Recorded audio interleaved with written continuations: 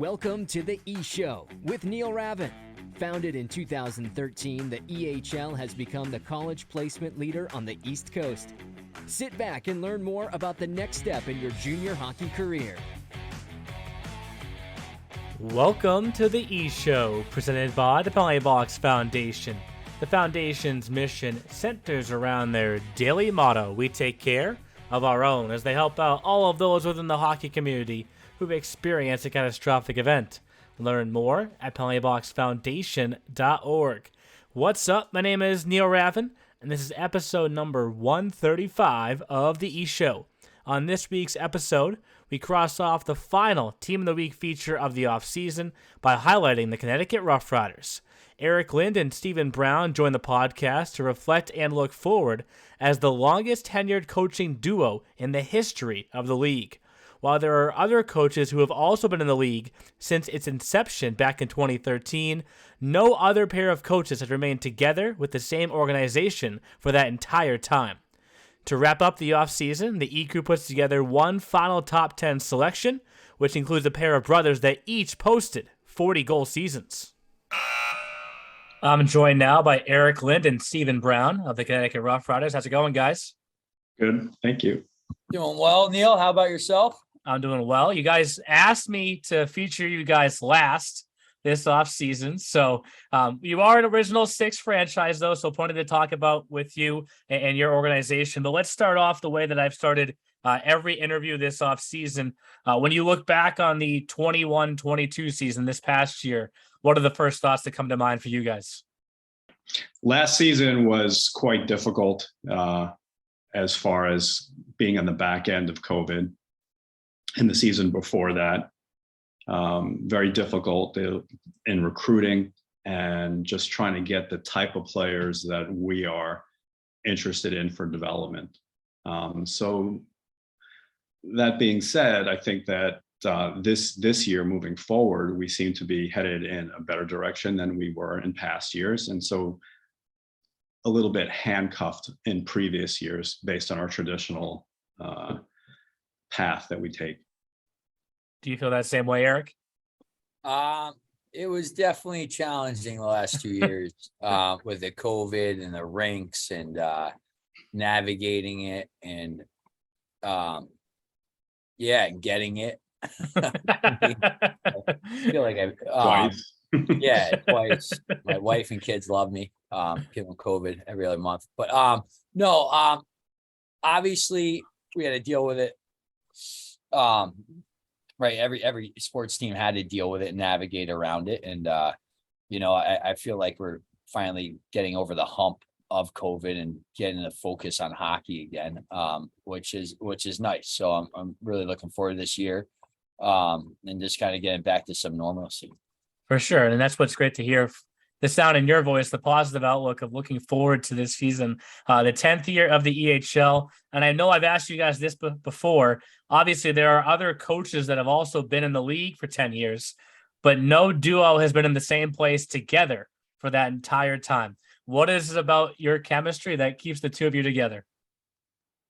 It's definitely a yin-yang type of chemistry. So if people meet Eric and I separately, we have obviously different types of personalities. I tend to be a little bit quieter. Eric's a little bit more outgoing. But the synergy is definitely there as far as, organizational wise, our long-term goals, our midterm and short-term goals, our philosophies have basically merged over time. And we've developed a system of development that we think is like no other program out there. And it is also quite unique too, because a lot of teams across the United States and Canada have multiple teams in the junior ranking. They have 18 teams under them, but we're in an island, which we choose to be on because we just want to focus on the players that we bring in and develop them without, having this type of movement up and down and sideways. So when a player comes to us, we want to make sure we're going forward and developing the player that's coming to us for the development. And that's a philosophy that Eric and I have, developed a lot more over the years that we stand by. For sure. And Eric, off of that, I mentioned we're going into the 10th season, but your time together really stretches back further than 10 years. Does it feel like it's still year one or year two together at times, or does it feel like all this time has really truly passed?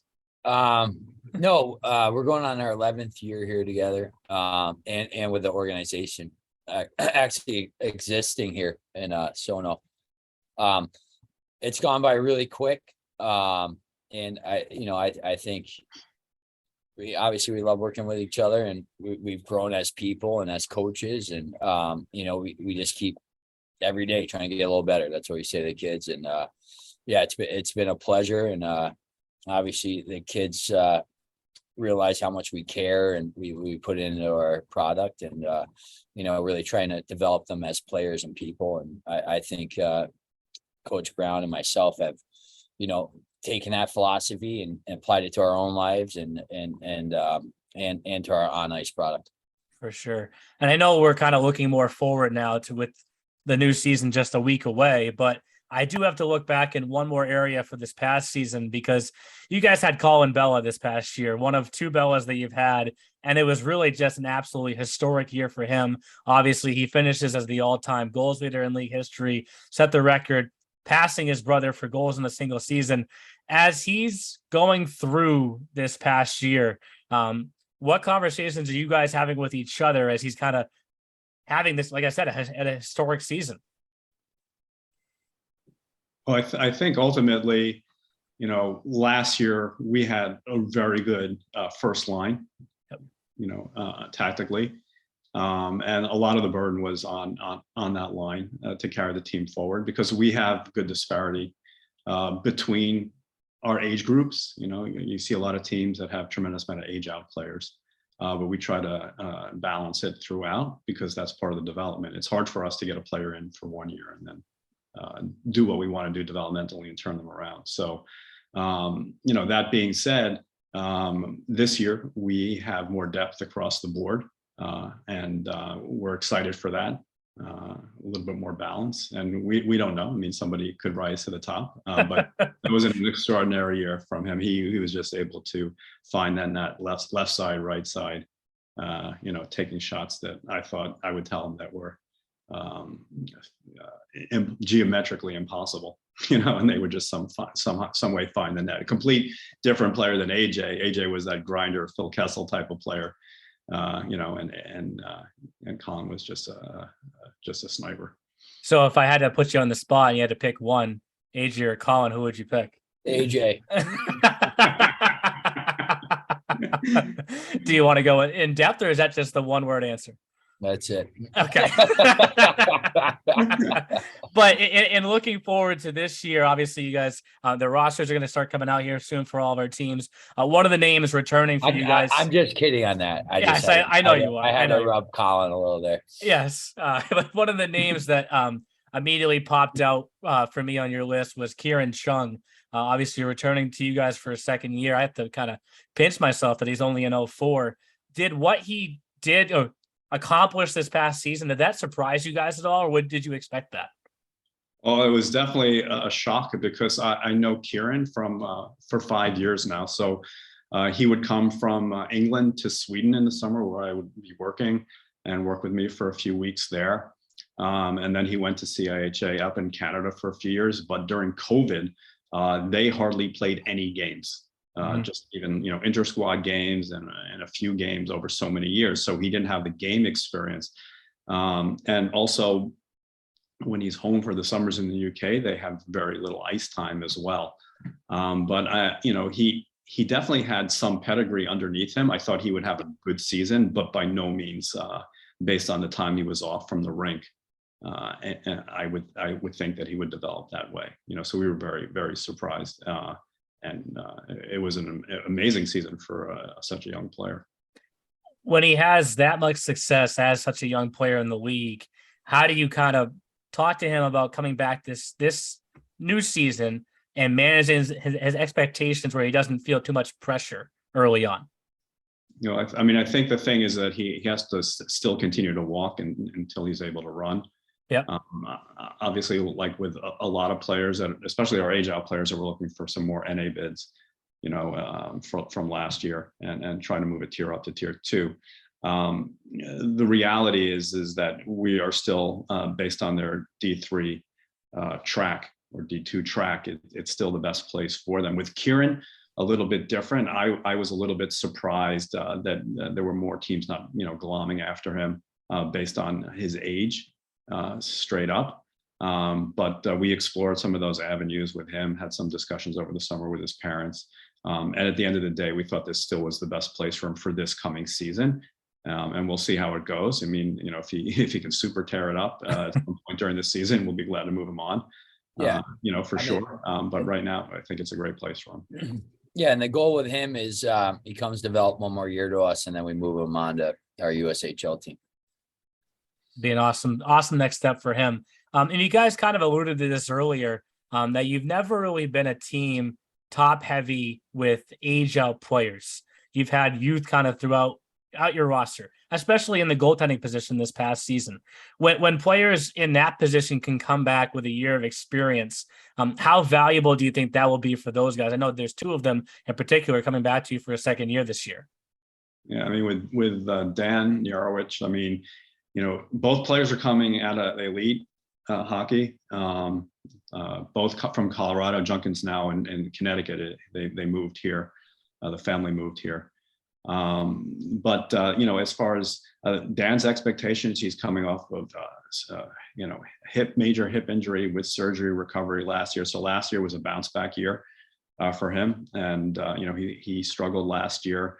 I'm not going to say so much in net necessarily, but just basically on the recovery point. A lot of pain during the year. Had to change his pads and his skates. Craig Height, who's our goalie coach, who's also the goalie coach at Sacred Heart University, is in his 6th season, and we're patient with him. So he's got a great opportunity this year. And then with Junkin, he's got a lot to prove. He was trying to also make a jump up this off season. And once again, it's the best place for him, where he's going to be able to get in that net and try to prove that he's a D3 player. For sure. And Eric, I'll let you take this next one, because I know you do all this scheduling every offseason for the RoughRiders. And you mentioned earlier how tough the past 2 seasons have been with COVID, especially 2 years ago. You faced the Chiefs. I couldn't tell you how many times. 6 more times last year, finished the season in an intense playoff series against them, and then right back at it next week, home and home series to start the year. Was that planned with Coach Heffernan? No, but they started the Connecticut Cup, and I believe we won that. So,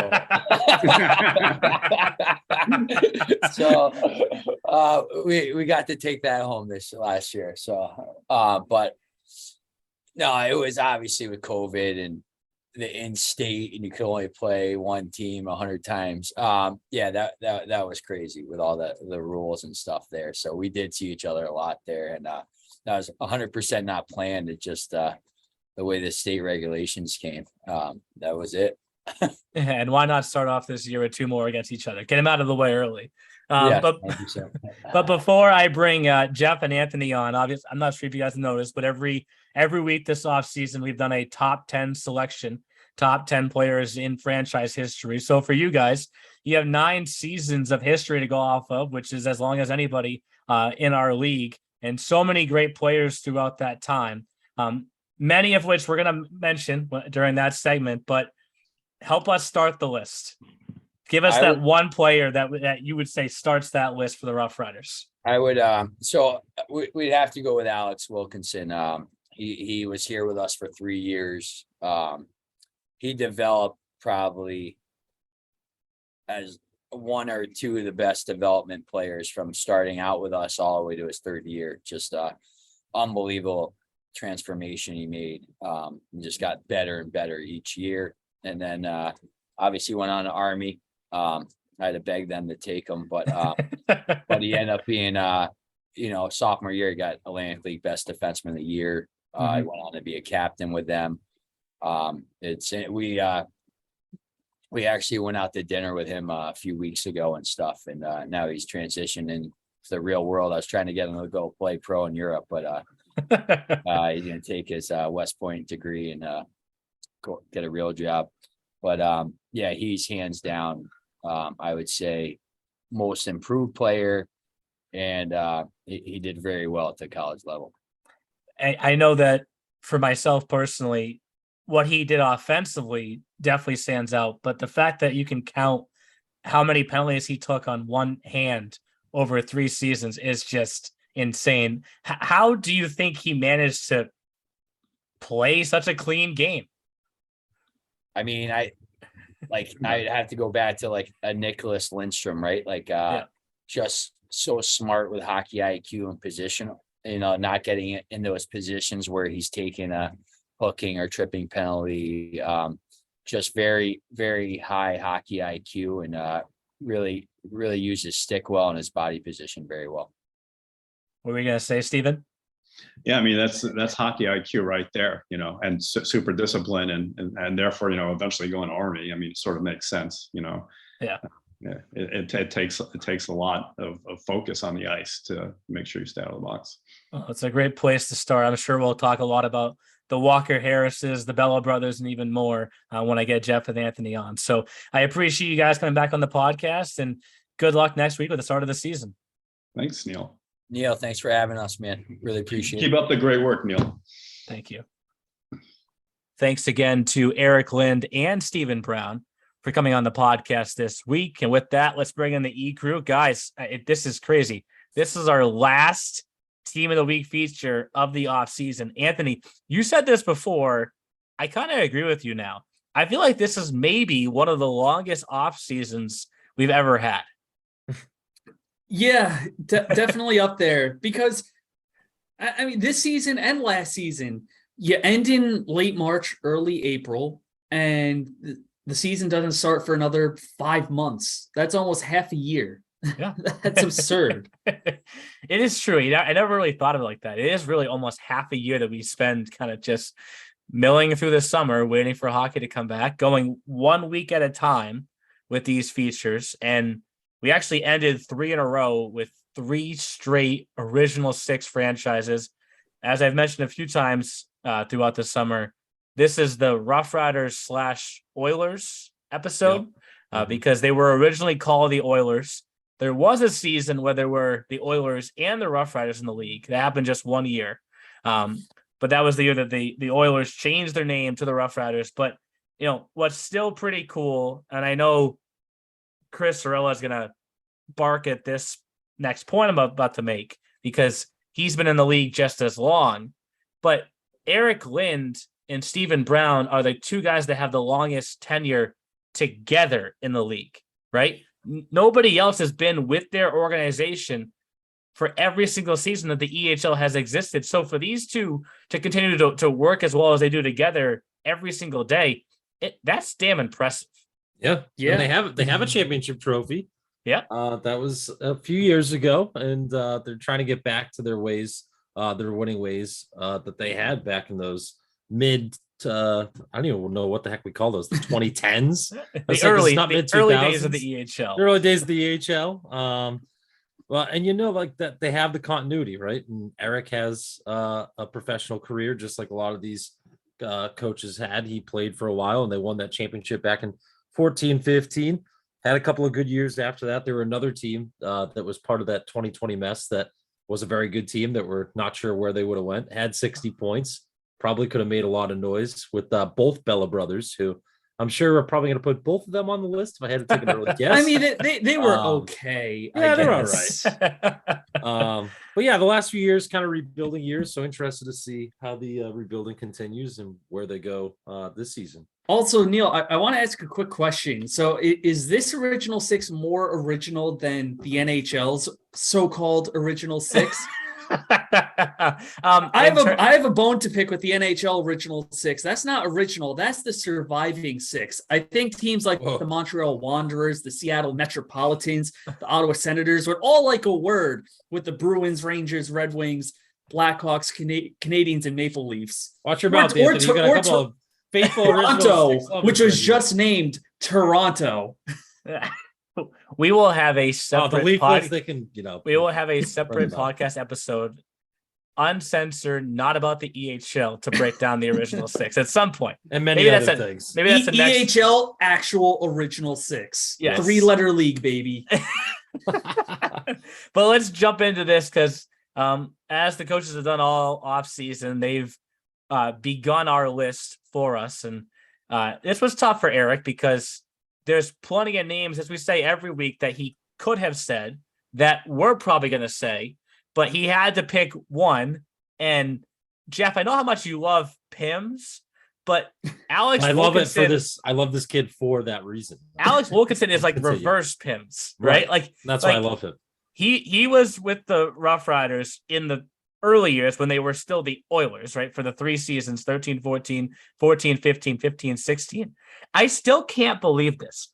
Like, he had 8 total penalty minutes. I say we've done this now. What? This is the third summer of us doing like all time type stuff. And every time we get to him, we still are befuddled by his numbers. Like 122 regular season games, 96 points. So he's playing a lot of hockey. He's on the ice a lot. He's clearly getting a lot of ice time. And he's a two-way defenseman. He's offensive and defensive. So that means he's around the puck a lot. He's around bodies a lot, which means in the game of hockey, when you're playing on ice, that your stick could slip or your shoulder goes a little high. No, this kid was the definition of structure, everybody, when it comes to defensemen. 8. So in 3 seasons, he averaged just over 1 minor penalty per year. A year. Per year, right? Penalty a year, yeah. Think about the guys that go out and get like 2 tripping minors in the same game, right? Like, think about the guys that, I mean, we've talked about this a lot. The guys that go drop the gloves, they're out next game. Like, no suspensions, nothing. 8 penalty minutes. No. 8. Clean. And then in the postseason, hockey player. In the postseason, 19 games, 15 points, 0 Pims. 0. Shuts it down. He's like, all right, I've had enough. I'm going to wrangle it back in, guys. I'm sorry. I got my one minor this year. No minors in the playoffs. Like, and I understand why Eric started with Alex Wilkinson. There's a bunch of other names that he could have started with, some studs, right? But I mean, he was amazing in college too. I got to watch him in Army when they played Bentley.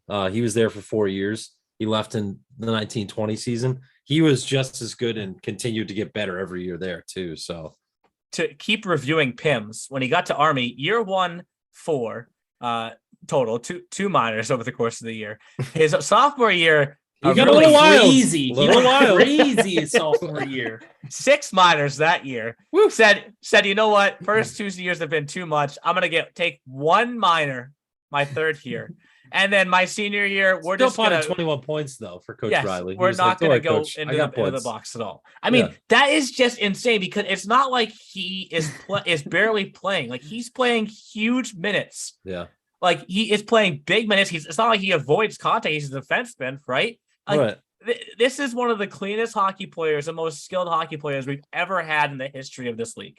There's no doubt about that. And he wore letters a lot too. He wore letters to the Oilers. He was an assistant and a captain, and then in Army he was an assistant captain last year. Sorry, Anthony, go ahead. No, it makes me wonder if his sophomore year, maybe he was hanging out with some people in the Marine Corps, just gooning it up. Oh man! But to recap the points, as I mentioned, he had 96 regular season points over the course of his career in the EHL, 15 in the postseason. At college, he put up 76 points throughout his time. To go through what he won when he was in college, all rookie team his first year, the best defenseman in the Atlantic Hockey Association his second year. That was also a first team selection. The Sportsmanship Award obviously makes sense. that senior year, I mean, just an unreal talent. And obviously, he was on the all-time team. He was also he must have been on our all-time EHL team. Yeah, obviously he was on there. He was number one. I mean, to go straight from the EHL into a Division I program and be effective as he has, or as he had with Army. Yeah, that is in itself an incredible accomplishment. Sorry, it's early in the morning. I can still barely talk. Yeah. But for him to make that kind of jump is no simple task. And I think it's a good reason why he was the first one selected on this list. Yeah, without a doubt. So it felt like Eric and Steven know that we're going to get to the Bellas. we'll get to them next. But the next name they really wanted to say was Walker Harris. So if Wilkinson was one of their, if not their favorite defenseman throughout their time, Walker Harris was their favorite forward, I would say, throughout their time. This is no shot at the Bellas, right? But Walker Harris, you want to talk about wearing letters? That's a picture of him with a C on at Wesleyan, right? So he spent I should say one season with the Oilers. Became the RoughRiders. I've said that too many times. He actually got connected with the organization through the partner that they have out in Colorado. That's kind of how this whole RoughRiders thing formed. They grew this big affiliation across the country. Steve Brown will tell you if you ask him. Yeah, I remember him telling me one of those stories about that for about 10, 15 minutes. Give me a nice little... He's a good historian, Steve Brown. Yes. We miss you, Brownie. Can't wait to see you soon, buddy. But then obviously went and played 4 straight seasons at Wesleyan afterwards. And every year, the point totals went up at Wesleyan. 21, then 23, then 31, then 33. I mentioned he wore the C for Wesleyan, helped them win an SCAC title. Just look at all the all-conference awards that he won within the NESCAC and within all of Division III as well, where it says AHCA. That factors in all of Division III hockey players. So he was as dynamic as it gets. I have to check and see if he still has one of the best Instagram usernames of all time. I should have looked this up before. I think I remember you bringing this up before too. I'm trying to remember what the heck it was. He used to be like a 3 putts for bogey or something like that. Like Instagram. He's probably gonna listen to this and then message me afterwards and say you got it wrong. But he was awesome. I know it was just a single season in the EHL, but it's just cool to see what the league has turned into, because this is a kid from Colorado who probably, when you go back to his high school days, had no idea what the EHL was, right? Mm-hmm. But comes across the country, I should say, plays a single season, and then ends up at one of the best academic schools in the country in Wesleyan. So I understand why the RoughRiders are a little bit torn. Both those players were going to be on the list no matter what. They said start with Wilkinson, then go to Harris. And then I guess if you guys want to, do we just automatically put the Bellas in? Yes. That just makes sense, right? Yeah. Anthony, is Colin Bella your favorite player in the history of the league? That would be tough, considering I do, or because of me being the homer that I am for the 87s, but like also Declan House has to be up there as one of my favorite players of all time.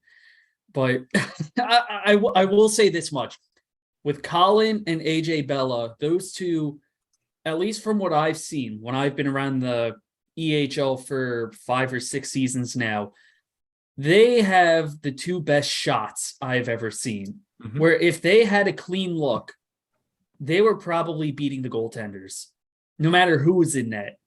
They were just pure bona fide snipers. And, having that interview, I did the Q&A with Colin, talking with him about, growing up in his household with AJ, the stories that he told me about, playing knee hockey in their living room, him and AJ teaming up on their younger brother, just checking him straight through a window. That reminds me a bit of myself and my older brother when we played, all the broken windows, fence posts, car mirrors. So I think in that respect, it was a little relatable too, except Colin's like 500 times the hockey player I ever was. So, jeez. What was the bet that they had this past season? Because Colin was chasing AJ's record of 40 goals. Yes, it was the 40 goal mark. It wasn't so much the career total, which Colin passed too, but it was who could have the better or have more goals in their age out season. So I think AJ had 40, if I'm not mistaken. Yes, he did on 40. The dot, and 47 for Colin. I forget how many he had by the time I interviewed him, because I think it was around the holiday break. Yeah. Colin may have been around 27, 28. So he only really needed, 13 more goals, but he just blew right by it. Yeah. Because he just turned it on the second half. And I think it was Donut Delight at some, or like in their hometown in California, winner gets a cup of coffee on behalf of the other brother. So, but yeah, Colin in the record books, 92 all-time total goals, right? That's combined regular season and postseason. That's going to be a hard number to reach. Yeah, that's a Wayne Gretzky type accolade that might stick for quite some time. The other thing too is that if there's anybody that could probably, if there's anybody that could kind of threaten that record, there's also the chance that they could get called up to, say, the North American Hockey League or the USHL. Right. So I think for longevity in the league is also a factor. For sure. Yeah, that's a good point. Good point. Times have changed. Development has changed. There's so many different leagues and guys trying to start one place and go to another. That's a really good point, Anthony. I mentioned, or I said a lot last week, that last week's was one of the hardest with the Little Flyers, and we had Tom Wilms on. This could become harder, but so far, Wilkinson, half the team almost. Wilkinson, Harris, Bella is like that is just loaded. AJ is at Manhattanville. I thought for a while Colin would end up in Manhattanville also, but he's heading off to Lake Forest College this fall. But shifting back to Manhattanville, I need to get to the second all-time leading scorer in the history of the RoughRiders and a captain now at Manhattanville. That's Alex Ruella. He was a captain for the RoughRiders as well, spent 3 seasons just like Alex Wilkinson, and has just kept producing at Manhattanville as well. So I know he's second here, but he has to be on this list also. Yeah, of course. Another easy addition. Do we want to go back to former record holders? Because for the longest time, the wins record belonged to Michael Tilford. Whenever I think of goalies in my early years, I guess you could say, of the EHL, I just remember Tilford being the workhorse for the Oilers at the time. They would plug him in net literally every single game. There were no nights off, and that's why he racked up 45 wins over the course of his career. You guys go with Tilford? Yeah, absolutely. He was someone I mentioned when we were having our pre-show conversation, and easily the best goalie that the RoughRiders / Oilers have had.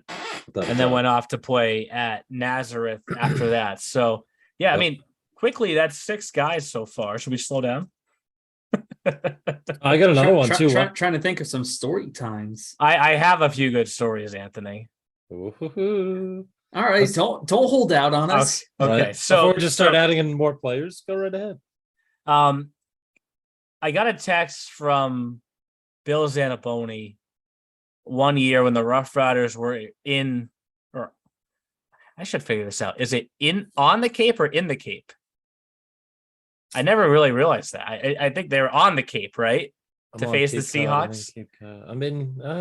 People use both. Use both. So they were on Cape Cod. I guess I'll go with that for now. To face the Seahawks. And Bill texted me in between periods and said, "Our game is a little bit behind schedule." And I said, okay, like sometimes games go by fast. Sometimes games don't go by fast. Like, that's fine. He's like, no, there was a big delay before they dropped the puck. Neither coach was ready to start the game. And I was like, what does that even mean? Like, neither coach was ready. He's like, yeah, both teams were, if you go back and watch on Hockey TV, both teams were on the bench, but there were no coaches because Eric and I were too busy laughing in my office together. And like, I was like, what? He's like, yeah, he goes, dude, his laugh is absolutely contagious. Like, his laugh makes you laugh. And I was like, I guess I've never really thought about it, but yes, like when you hear Eric laugh, it is kind of a contagious laugh, and it makes you want to laugh as well. And I guess they were just, shooting the blank in Bill's Chucking it up. Bill's Shooting the office, stuff. and they just lost track of time. And all of a sudden, the game is about to start, but there's no coach on either bench because they're still in Bill's office. I was like, okay, well, I mean, thanks for the heads up. When you finish the game, you finish the game. I mean, they're the one that has to get on the road and head back to Connecticut. So, right. So be it. But pretty funny. That's one Eric Lind story that will always make me laugh. The second one, I actually mentioned the Hookset Showcase last week. Does this involve a ZAM? Yes, it does. Yeah, it does. This. So this was the Hookset Showcase at the previous Hookset team, the Monarchs. They were, I don't even know what they called their two rinks there. It was the rink on the right. Tri-Town Arena. I think they go north and south. I forget. North and south, I believe, yeah. But I look over at, I think it must have been the south rink, and the Zamboni is getting off the ice with I felt like half the sheet still to go. I was like, oh God, Zamboni was about to catch on fire, or they ran out of water or something, and now we're going to be delayed or this and that. But then I looked further down the building, and Eric Lind is helping the Zamboni guy get off the Zam. And I'm like, what is he doing down there? All of a sudden, he gets on the Zamboni, and he backs this thing right up onto the ice. And I'm like, oh my God, what is going on? Mark Kumpel was with me in the league at the time. I immediately went and grabbed Mark, and I said, Mark, are we covered for this? I mean, allowed to do this? Is a coach getting on a Zamboni right now? Insurance-wise? He finishes cutting the whole ice, comes up in between periods and says, I know it's not really my place, but if I did not take over, that ice would have been dangerous for the players to skate on afterwards. And I was like, wow. So new Zam driver not having a great time. No, but it proves the point that our coaches can do anything. And they can coach, they can drive the Zamboni, they can coach in other areas too, Neil. They can see when a player is, needs to go in and have some more video hours, and they can see when a Zamboni driver also needs the same. And I'm sure Coach Lynn went back and said, hey, let's go watch how they cut the Boston Garden years ago. Let's go watch how they cut the Hartford Civic Center. If I'm not mistaken, I think Eric Lind is also considered one of the better skating instructors. Yes, he is. In hockey. So I think if there's anybody who is a stickler for ice conditions, it would be him. But I also just want to say, from the time I've been calling the 87s, I've spoken to a lot of coaches. And Eric Lind is definitely up there as one of the nicer coaches I've spoken to, someone who you can get a lot of information from before a game. Stephen Brown as well, just a great coaching staff, and should be fun having them coming back to Jersey Shore Arena this season. Always fun games between those two teams. Without a doubt. So back to the top 10 after those two stories. Or should we go third story? Why don't we do a player? Let's get a couple more guys on the list. Okay. Okay. So we got 6 guys so far. We got a defenseman covered, obviously. We got a goalie covered, and we got 4 forwards. Looking now back at the all-time team, just to start rattling off some names that we could throw here. We have Walker Harris. We have AJ Bella. I don't remember Ludwig Steenberg, but we'll have to look up his stats. Yeah, I was trying to remember him too. I do remember Nick Germain because he went on to be a captain at my alma mater, Quinnipiac. So I'm pretty sure we have to put Germain on just for that sole reason alone. But we'll get to Bobcat, got it. Todd Jackson was another, I want to say actually North Carolina. Let's check my brain here. I think he was another just like Wilkinson, North Carolina player who ended up with the RoughRiders. Look at that. Look at that memory right there.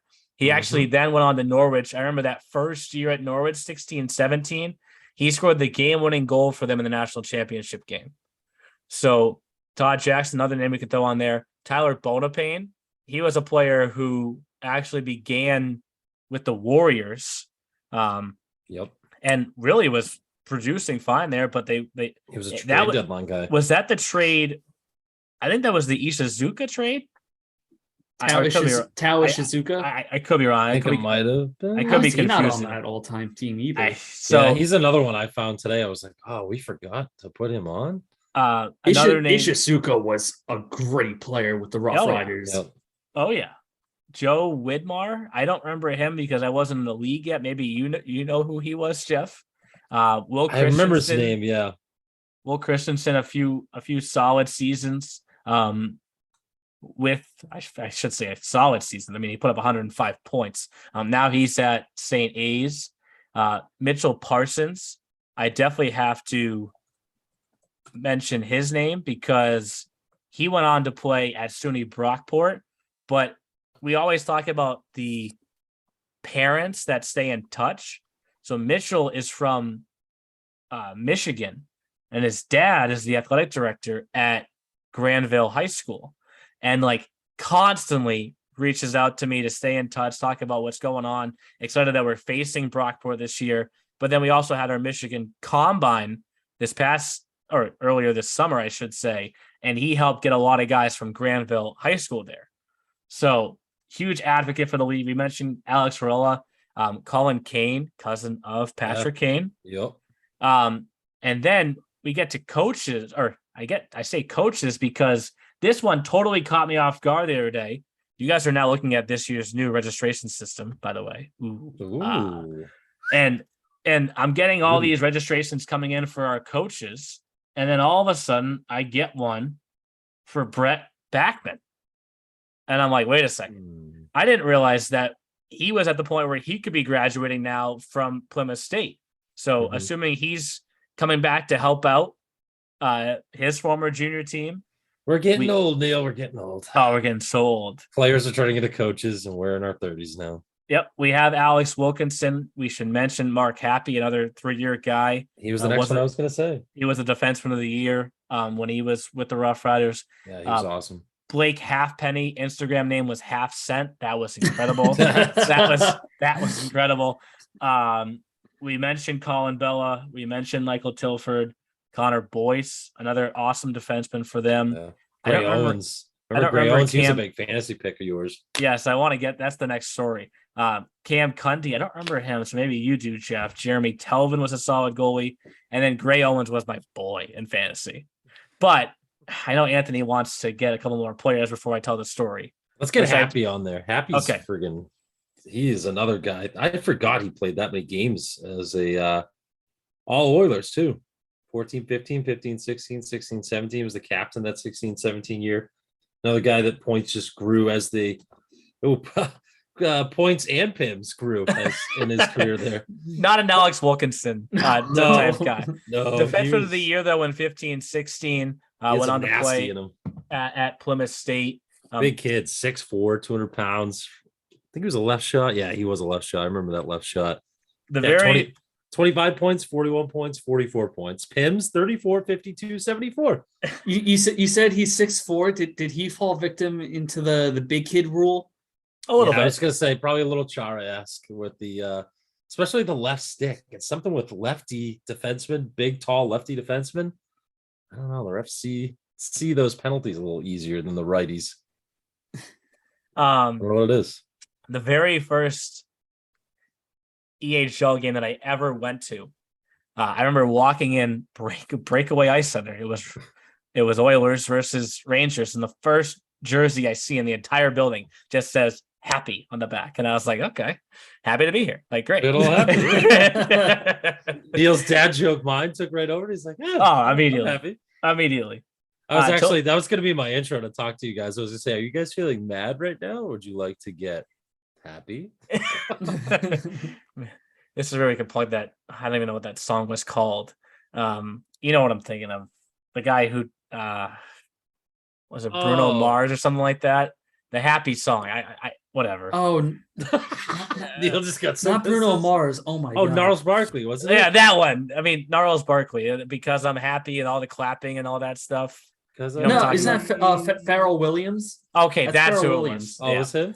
I'm sorry. That was really bad. Jeff is singing that it one, now. Jeff. Now I have Jeff singing it now. I'm like a resident singer, a horrible voice. I can do PA, but I can't sing. Whoops. Well, of course we're happy. We're getting closer to the season. Yeah. Do we want Will Christensen on this list? Yes. Okay, I feel like every time we pull a player up for their history, there's an A or a C on their jersey. Yeah. That correlates. Pretty sure Christensen played on a line with AJ Bella.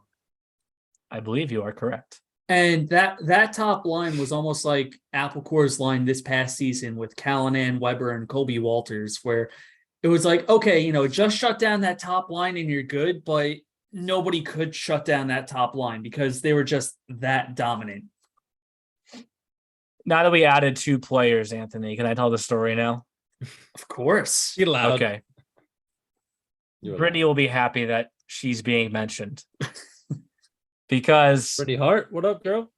So I want to get to Gray Owens. I think I want to include him on this list too. But what season are we even talking about here? What season did Gray play? 2 seasons. 18 to 20.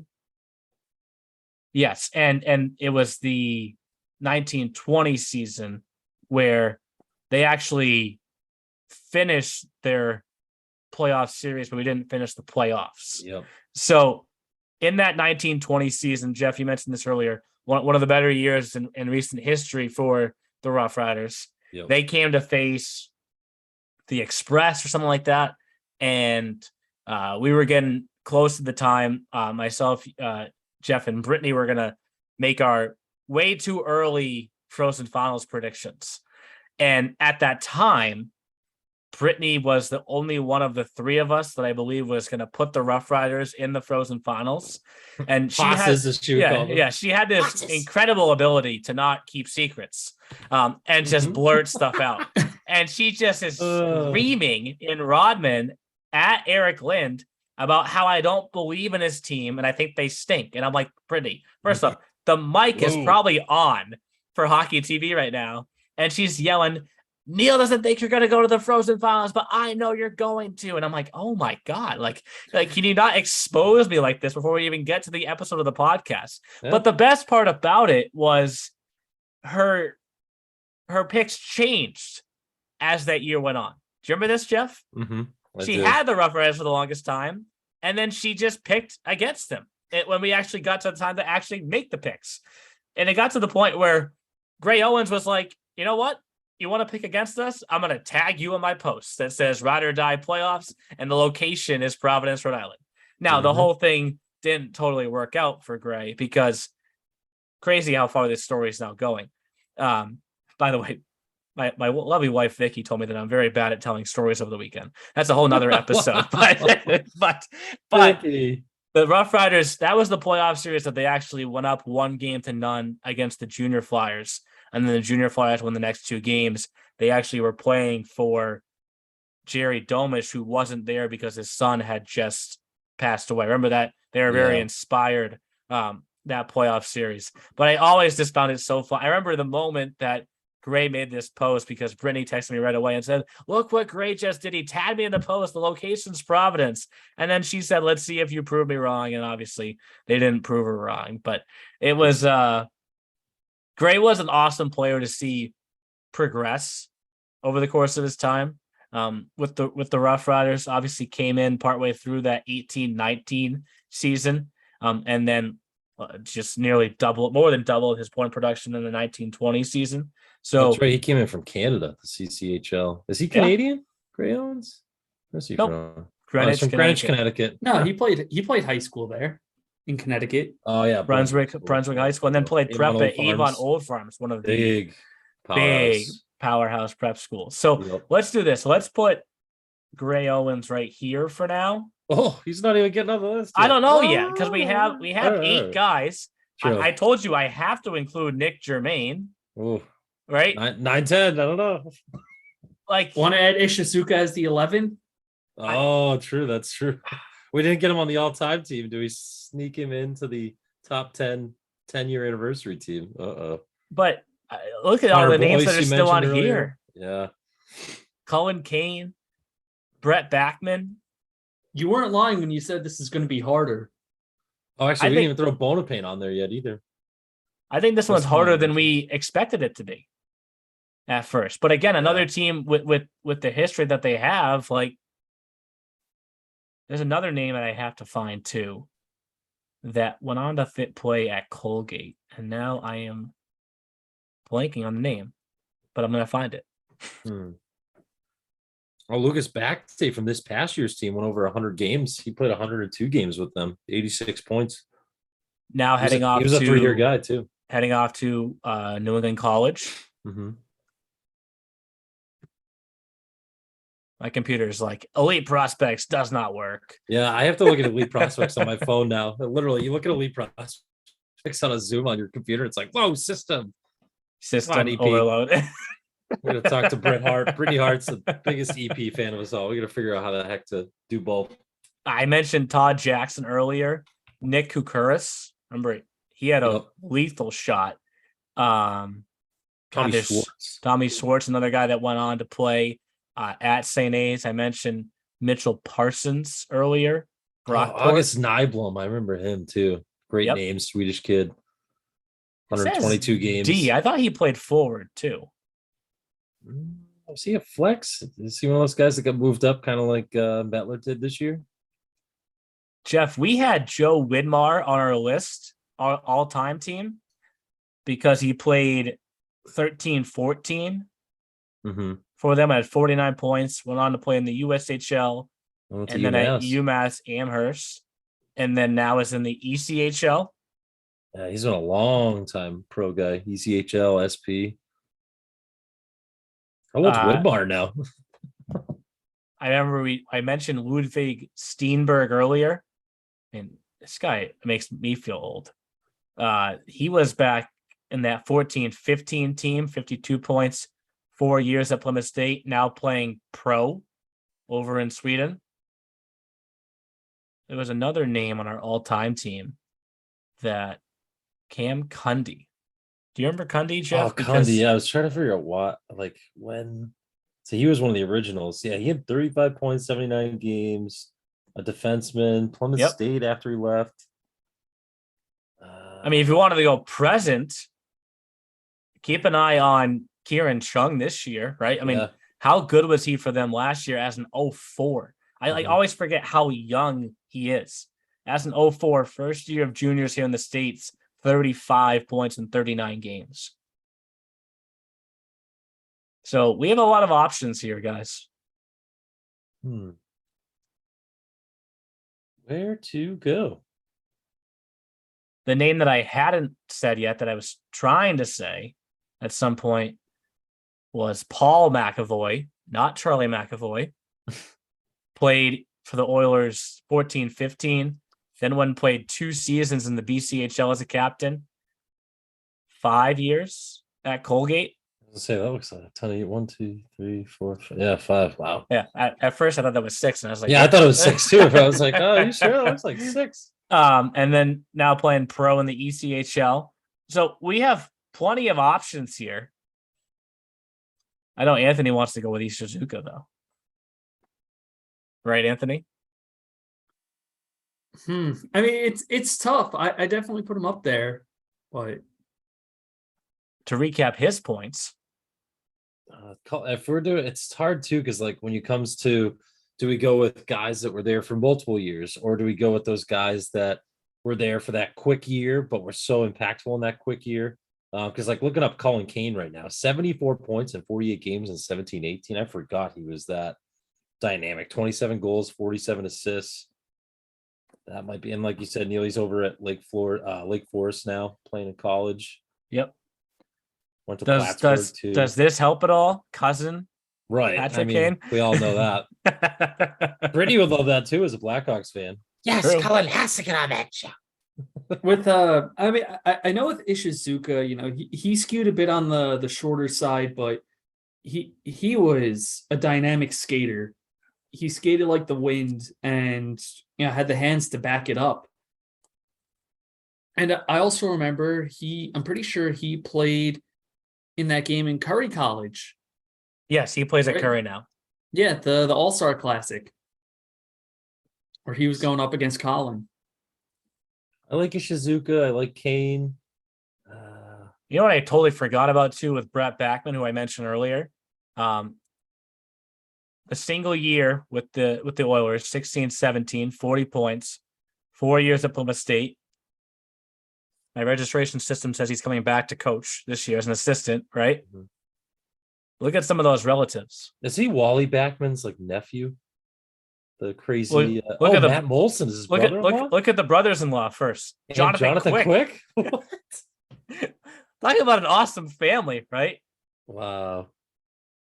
His dad was, or is, I should say, Mike Bachman, who. Remember Wally Bachman, the baseball guy that threw the bases like all over the place? He was on SportsCenter years ago. I don't remember him. Did like a full nutty. I think it was Wally Bachman, I thought. But Could be his uncle. His dad played a little bit at a few games. Here you go, 7 games in the NHL. His brother, little pro career that took him over into Europe. What do we have for brothers-in-law? Chris Molson, Matt Molson, Jonathan Quick. Do you know who Shannon Molson is? She played for a while as well in the CWHL. Captain at Niagara. That's a strong family tree of hockey. Oh, she's the PWHPA too, it looks like. Yeah. Yeah, seriously. Do we earn ourselves brownie points before we see him at the showcase? And right away we're like, dude, so tell us all about Matty Molson and Jay Quick, huh? All right, I have to put Nick Germain on this list. I'm sorry. It has more to do than just Quinnipiac, but let me pull up his stats so we can all see. He did only play a little bit more than a single season. Came in at the end of the 13-14 season, same school that actually Gray Owens played at, the Brunswick school. A full year in 14-15, 36 points regular season, 13 postseason. Jeff, you love it. 130 PIMs. Not an Alex Wilkinson guy. Went on to play in the BCHL for a year. 4 years at Quinnipiac, was a captain there his senior year, and now plays in my home state. So actually double whammy. He's playing for the Maine Mariners in the ECHL. So this is Quinnipiac and Maine. Like, I you cannot can't run away from this. I cannot. I have to. We will allow it. Nick Germain. I can shut up now. You guys can pick the last guy. I like what Anthony said about Tower Shizuka, and then Gray Owens. This is tough. I like both of them, and I like Colin Kane too. We don't even have him on like the honorable mention list. Todd Jackson. Todd Jackson too. Another Joe guy that was there for a Whitmore. while. Bonapane. Paul McAvoy. Bonapane. We call Steve Brown in real quick to get a. We have them give us their first guy on the list and the last guy on the list. Didn't Bonapane make the Vermont Lumberjacks list? No, you're thinking of Valley. Did we put him on Valley? I think we talked about him, but then we said that if he was going to make a list, it would probably be RoughRiders since he was a captain there his last year, I believe. Look at that increase in production to that last year. Played with one of the Bellas. I think it was Colin. 55 points that last year, 2020-21. Now at Lake Forest. Wait, who's I thinking on the Lumberjacks then? You got your V's confused. You thought Valley and Vermont. It's all good. There's been a million names that we've said this summer, Anthony. Yeah. Do we want to go Bonapane? Ishizuka, Brett Bachman. Let's go Tao. Ishizuka. Going once, going twice. 83 points, 69 games, multiple years. Anthony already talked about in detail about why he was so good. Okay. Over a point per game player. Hey, low Pims guy too, 14 points. Or 14 Pims. Anthony, what do you think? Got to stick up for the shorter players, man. As a vertically challenged person myself. There we go. See? Got to stick up for the shorter players. Ishizuka is so great. Again, it's not going to be a perfect list because we can only have 10 total guys. But these 10, this was hard, just like last week. This was a hard list to put together. I'm good with this list, though. You guys good with this list? I'm good. Alex Wilkinson, Walker Harris, Colin Bella, AJ Bella, Alex Ruella, Michael Tilford, Mark Happy, Will Christensen, Nick Germain, and Tao Ishizuka. I probably should have separated Bella, and Ruella. That's that's a Bella. No, I like the rhymes. There you go. If that was a line. Bella, the Ellas. Oh. And then they can pray Umbrella by Rihanna. Okay, there you go. You brought up the song this time, Chef, not me. That's it for top 10s. Wow. On to the season we go, boys. Neil, how many rounds of golf you get in the off season, bud? Sorry we didn't get to play. Summer was a little packed, as you know. 50. That's a little shy of your usual. Yeah, I think you're usually around 70. Yes, I'm 20 shy of my usual. A month off when we had a couple weddings and went to Hawaii. That kind of threw me for a loop. But I should have golfed in Hawaii. That's the issue. Maybe we can sneak a fall session. There was one course until when? Like end of October? You're nut. You go out when it's still like. I'll go on if the course is open. I'll go out one in December. It's gonna be a knit hat. But the course that I wanted to play in Hawaii was $400. So I was like, because I was like, if I'm out here, I'm gonna play the nice course, right? And I was like, $400. Yeah, I'm all set. Not this trip. Next trip. Yeah. Next trip for sure. There you go. But that does it, as I said, for our top 10 features, our team of the week features of the off season. Time for a season preview, baby. Man, next week is the season preview. Jake Basile from Hockey Night in Boston will be joining us. I don't want to give away too much. I want people to tune in. Some new stuff coming next week. So the tease is that fantasy is back, but it's no longer 1-on-1. It's 2-on-2. And there's your little tease to make you come back next week. Our season preview, which of course we're recording and going to drop, because in the season opener, these RoughRiders are going to be playing against the Chiefs. As Anthony would say, a nutmeg state battle. Yay, it's back. I have to bring that up. Yes, of course. But that will do it for our RoughRiders episode. Again, thank you to Eric Lynn and Stephen Brown for coming on the podcast this week. Thank you, Jeff and Anthony, for an awesome summer. Help make it go by a little bit faster. And we'll talk to you guys next week with our 22-23 season preview. See you then. Thanks for listening to The E-Show. Learn more at easternhockeyleague.org and follow us on Facebook, Twitter, Instagram, and YouTube. Also, be sure to subscribe and get notified when next week's podcast is released.